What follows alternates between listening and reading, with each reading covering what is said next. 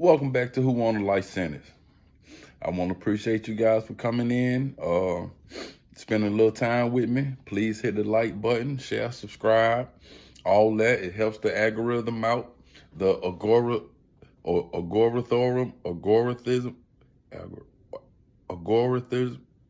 whatever. So, of course, y'all gonna know I'm gonna post the Cash App on screen. If you do something with it, it's all good. If not, just enjoy the show with your ugly ass. Now I want to say this. My partner says that, I be sipping my coffee in my videos. And he says that it is unprofessional and he has a problem with it. I want to know how you guys feel. Do y'all think I do too much with the coffee sipping, or is it okay? Now keep in mind, this guy that I'm talking about, he don't like nothing. All right. He don't like, he ain't like when I wore a bandana in my video. He said I was trying to be a gangbanger at 40 years old. He don't like when I stutter too much in the video. He said he won't watch it because I'm aggravating the shit out of him. He don't like Big Bank Black, because Big Bank Black on Big Fat Podcast don't know what he doing. He don't like Kevin Samuel. This nigga don't like Don Tripp. I mean, I'm gonna be honest now, for y'all let me know. You know what I mean? Keep in mind about my homeboy. He don't like nothing. Hardest critic I done ever did seen. So let me know, is the sipping of the coffee too much? So, I want to tell y'all about, he called him one day, John, why you got on that big old chain? Crybaby ass nigga. So today I'm going to tell y'all about Chris and Black. Chris and Black, rather. When they sent me to, at 14, when they sent me to the Cobb County Jail, it was empty. It wasn't that many people in there. I think I was the fifth person, either the fifth or the sixth person in the whole dorm. And the dorm, that whole, is 16 doors, 2 people in the room, so that's 32 people. Excuse me, in a dorm that hold 32 people, it was about 6 of us. It was Chris and Black, it was Chuck, it was Big Dookie, and you had Mark down there, and that's it. And then there was me. So I made number 5 or 6, and when we come in the dorm, when we come in the dorm, over time, I've been with these guys. I end up doing in all 17 months in that dorm, in that county jail, a year and a half, and at that point, it's the longest place I have been anywhere in my life. I was 14 years old. So I done created a bond with these guys. Before I got there, Chris and Black already had a tight bond. They were like brothers. They were calling each other brothers. And, I guess Black was kind of already making it known that, nobody would mess with Chris without him interfering, and which that's cool because people do that all the time. So, like I said, over time, 8, 9, 10 months, 12 months, 13 months, Chuck went down the road soon after I got there, like a day or two. Big Dookie had already gone down the road. Some more new guys had probably come in, but the only old guys were there were me, Chris, Black, and maybe 1 or 2 more. Mark was gone, I think. And they had shipped, like I said, some new guys in. For whatever reason, they didn't ship my co-defendants down with me. Those guys stayed in real juvenile, RYDC, while I was transferred to the Cobb County Jail juvenile. So,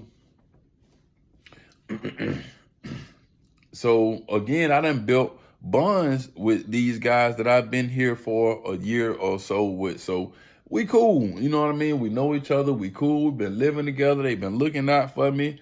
We done had our discrepancies here and there. Whatever the case is, we've been good. So they sent my co-defendant down named Shawn. Now, I'm gonna explain to y'all about Shawn. I like Shawn. I like Shawn now.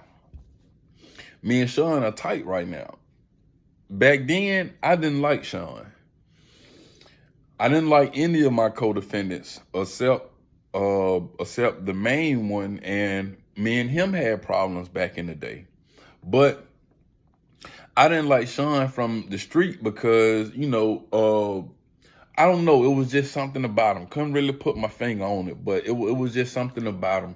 It was okay. So Shawn he had a hired lawyer, a paid lawyer, which meant he would probably do better than us, and he did end up doing better than us. That was one of the reasons I didn't like Shawn. My family couldn't afford no attorney. Me not knowing this at the time, I thought we were doing good, but we were really kind of poor. Not only that, man, when Shawn came to the county jail, he was the kind of guy that, he could get on the phone 4 or 5 times a day and it wouldn't be a problem. His mother showed him undying, unconditional love. He would get a visit every time visits were available. Anytime they did store call, he was going to the store, so they were taking care of him.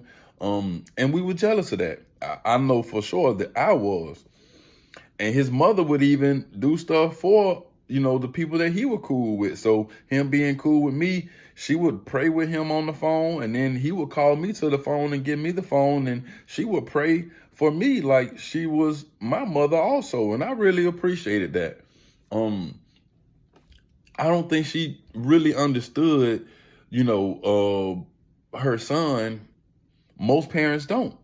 She thought he was a lot, we knew the real Shawn. And it wasn't far from the guy that she knew, but Shawn would get down. He would get about that action. He'd get about that business. And she just kind of treated him like, her little baby, and, hoping nobody mess with him, not knowing Shawn can really take care of himself. So again, that was one of the reasons I didn't like Shawn, because, he had family support. Jealousy, and I didn't have that. I was jealous. So I remember when Shawn first come in, we get tight and we go to talking, and we hooking up, and he started having these little disagreements with Chris. I'm not really sure why, but I'm telling him, I keep telling Shawn, like, listen, bro, they gonna jump on you in here. Chris and Black, they gonna jump on you. At this time, I'm still the smallest one in the dorm. Now, I'm from Stone Mountain, and, I'm a little kid. I'm cool. I could play basketball. I could do the little sports or whatever, but I'm not a warrior. Like I said, I'm a kid from Stone Mountain, just started high school. I may have had a fight or two in a couple of fights out on the street, and I'm not even a criminal. I just done got caught up in something that I'm not supposed to be in. So I'm not even, that's not my mind frame yet. Kill or be killed, tough, all that, right? So I didn't know that you were pretty much supposed to be trained to go. So what I meant to say was, Shawn had, while I was in juvenile, Shawn didn't go to, and it confused me because, in our juvenile, the guys who were from the east side went to Panthersville. The guys who were from the west side and the south side went to Metro. But they had sent Shawn to Metro. I don't know why. Maybe something was going on with Panthersville. But Shawn had went to Metro, and being that he was from the east side and went to Metro, it was fairly certain that he was doing a nice amount of fighting. You know what I mean? Them boys down there was would get into it. That's one of the places that I decided off the rip that I would not go to Metro YDC. I was gonna act a fool. So when Shawn came down, he already ready. He used to the thumping, the fighting, the jumping, everything. So he done got into it with Chris, one or two times. And see, I'm gonna tell you, Chris really he had a nice boo game. Chris was the first one to introduce me to the boo game. The boo game is really is just how it sounds. You really scared a person out of not wanting to fight or into thinking that you're tougher than you really are. Animals do it.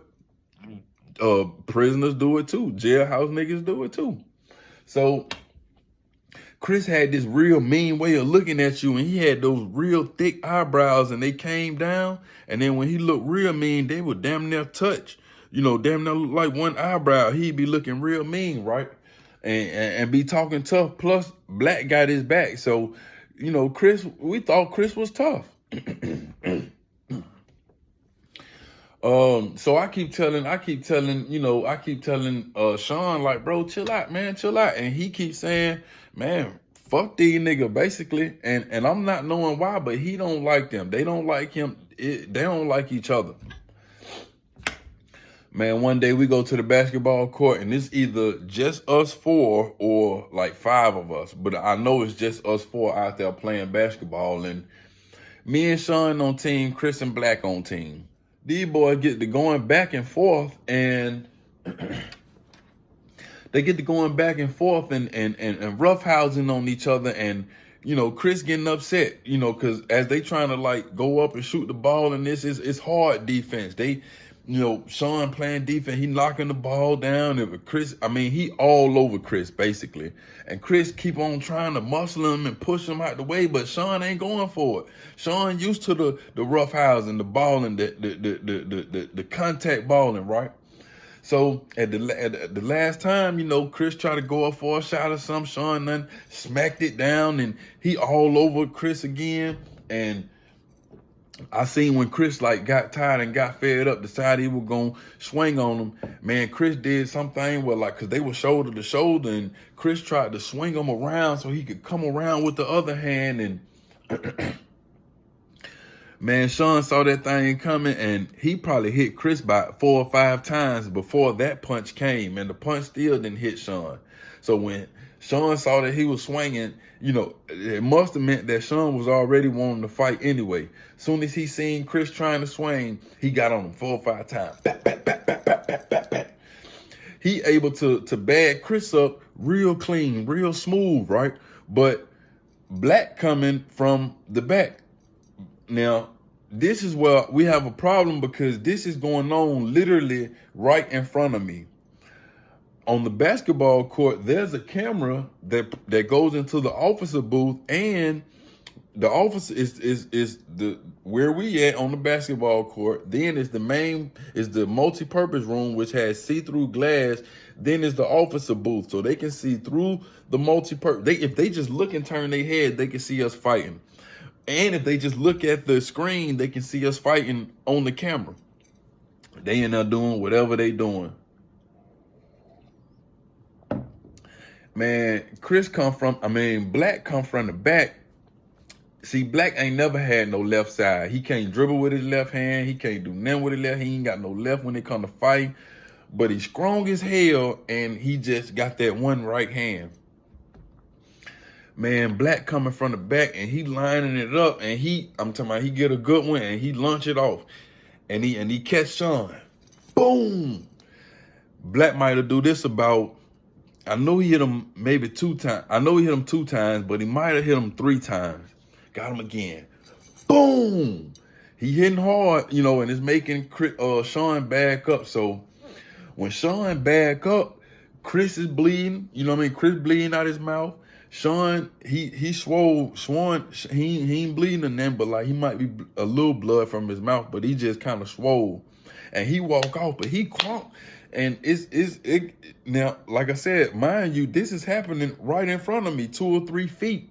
And man, I ain't gonna lie, man, it's the most awkward feeling, because I don't know what to do. I know that I'm supposed to do something.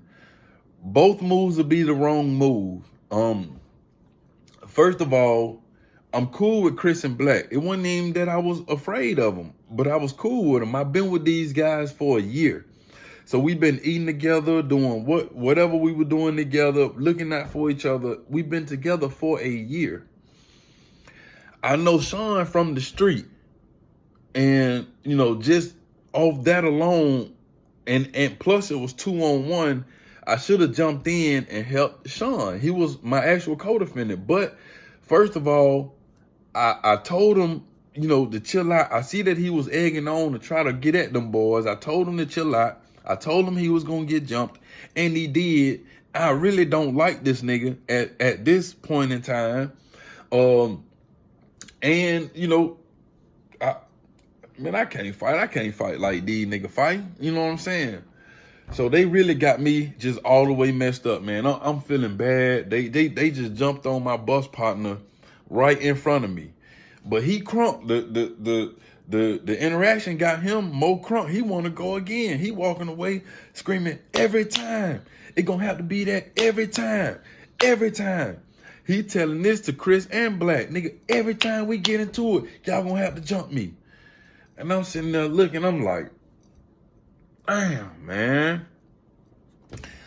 They end up popping ourselves, letting us go back to the dorm, and nobody actually got in trouble. Nobody, the officers didn't see the fight. Everybody went in to clean themselves up. And believe it or not, man, them boys never end up liking each other. Never end up liking each other. But, that was the time right there when it was kind of like, it was real messed up for me, man. But, I didn't know what to do. And to be honest, just by doing nothing, I felt like the biggest pussy, because it would have been better to just, do anything and got beat up so that I could say, I had chosen a side. But I know that if I help Shawn, I'm really like declaring war, and we got to go back in the dorm. I'm declaring war against my boys. If I help them niggas, I know bruh from the street. So I was in a no-win situation, man. And I basically did nothing. Man, anyway, I appreciate y'all for staying with me. Hit the like, hit the share, hit the subscribe, hit the Cash App if you can. If not, it's all good. I appreciate y'all, and I'm gonna catch y'all on the next one.